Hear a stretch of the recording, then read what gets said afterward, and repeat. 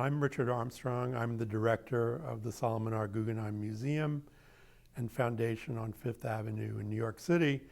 But in fact, I grew up in Kansas City.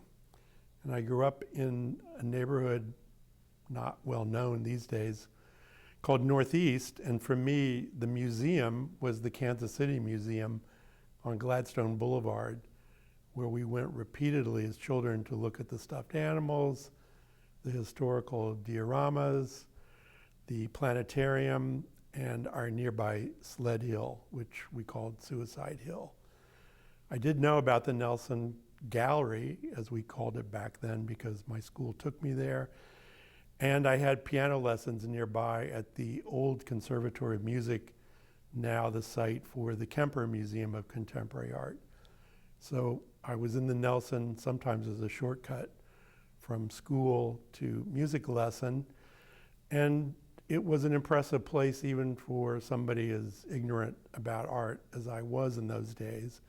But I remember in particular the large reconstituted Chinese courtyard with the various Buddhas in them, which I found puzzling, enticing, and ultra beautiful at the same time.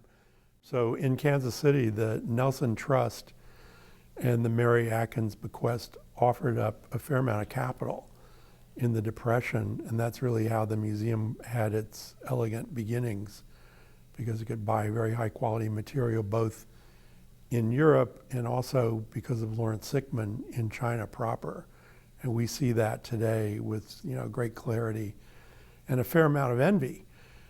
What isn't quite so clear is that patronage there has been mostly, I'd say, collectors buying things, recognizing that they will ultimately be part of the Nelson-Atkin collection. And that's one of the attributes, I think, of these smaller cities, where the museum is actually one of the symbols of the city's pride and its progressiveness and its capacity in a way to distinguish the city differently than, let's say, from a sports team. Well, Seymour actually, Mr. Knox actually bought a lot on impulse, but he had darn good impulses. In Kansas City, you have gifts from people like William Minge, the playwright. That's why they have that incredible de Kooning woman. But let's bring it up more to today. When you mentioned the blocks, I think they were collecting in concert with the museum for a very long period, so that all those fine Impressionist and Post-Impressionist paintings really complement the core of what the museum had already. And beyond which, after I left Kansas City in 1967, I've been able to go back frequently and watch the changes at what we call now the museum. And they've all been for the better.